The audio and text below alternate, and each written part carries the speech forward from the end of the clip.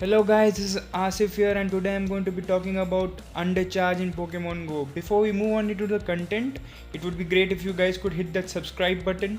It would be really helpful in the future videos. So now moving on into the topic. As we know, there are charge moves in Pokemon Go, different types of charge moves altogether, but there are some situations when a certain charge move should not go to the excellent. I know you people would be thinking that I'm crazy, but no, there are some exceptions where even a low power charge move would help you flip the matches and win the game. So the first such situation would be when you need your last Pokemon to take just a bit of energy from the opponent's current Pokemon, so that when you go into the next matchup you have an energy to send off the charge move. This specially works when the opponent doesn't have any shield. So I'm just going to be showing you an example of this kind of video. I know the videos are a bit slow today because I cannot fast up the videos today, as I want you guys to see exactly how this works and how this is done. So right now I'm coming in with my Raichu against this mon, and he turns into Steelix, so it's a bad matchup for me. So I'm just going to go for the Grass Knot, and when the Grass Knot hits, it's not going to do much damage, so hopefully I'll be reaching the second one as well. And yes, I reached the second Grass Knot, but this is not going to take out the Steelix completely. And can I reach into the third one? Yes guys, I reached the third Grass Knot as well. If this hits, this will take out the Steelix. Yes, and it takes out the Steelix, so we both are completely out of shields now. So he comes back with the Shellos. So now I come in with my Swampert and he's gonna hit me with the Body Slam. And sorry guys, it was not a Shellos, it was a Gastrodon. My mistake. So he makes a great switch there and takes the Hydro Cannon with the Lantern. So now I switch into my own Pokemon, my Linoone, and I'm going to go for Grass Knot. Now bear in mind, the excellent Grass Knot will completely knock him out, but I just go for a Great, take him to low health, and I now hit a couple of Shadow Claws and I just wait. I'm gonna take this charge move, it's gonna completely knock me out, and now I'm going to come in with my Swampert and I'm going to completely farm him down with the fast moves. This is where the game twists, because the Gastrodon has loaded energy, it would have body slammed me and I would have lost the game, but now since I have the Hydro Cannon, I'm going to knock him out and it's going to be GG's. So this is the first instance where Undercharge really helped. Moving on to the second matchup, you can use an Undercharge when your opponent makes the perfect switch, which gives him an advantage. So you may be into a matchup where you're just about to hit the charge move, but your opponent makes that perfect switch, which just makes the match a bit harder for you. So in such a case, charge moves which are undercharged do come into real help. So I'm just going to show an example of this. You can see that I'm attacking the Lapras with my Seed Bomb now, and it does a huge chunk of damage. So my Breloom goes out now. I'm going to come in with my Galvantula. I'm going to just take him out. So now it's going to be a Surf that's going to hit me. Yes, he hits me with the Surf. So I'm just going to knock him out, but he switches to his Umbreon now.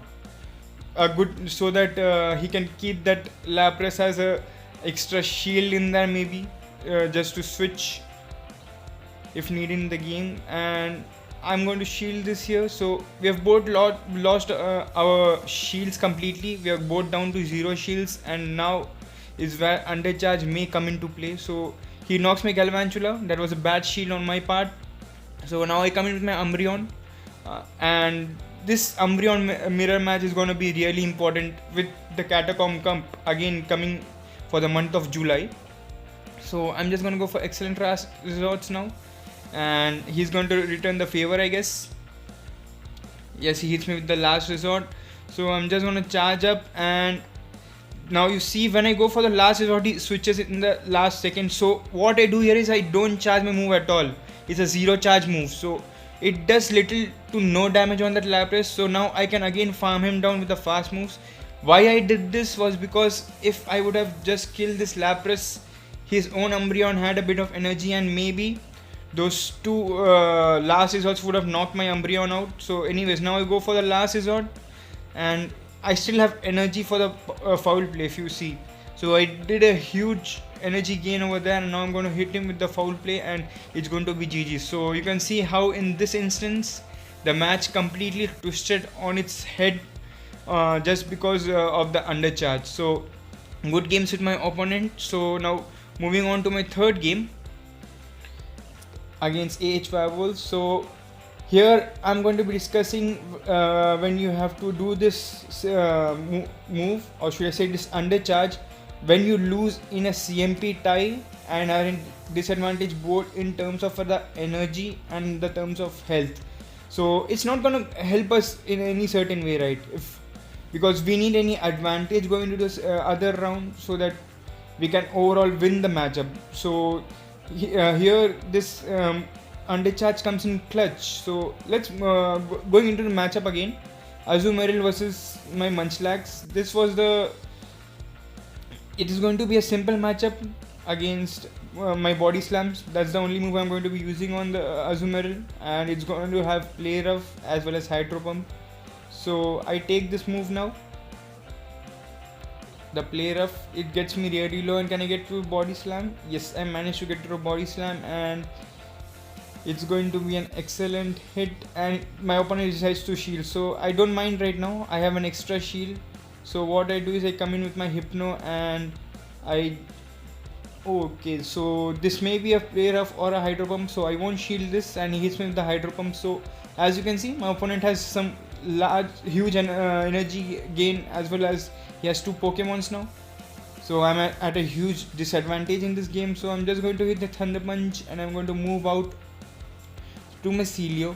So my opponent shifts to the Frost Lass, and it's gonna hit me with the Avalanche. So I misread that and applied my shield there, so I don't mind. Anyways, so I hit the Water Pulse, and it gets him really low. So I'm going to try to reach the body slam, and we both click at the body slam, but I just lose the CMP tie out, and the Shadow Ball hits me.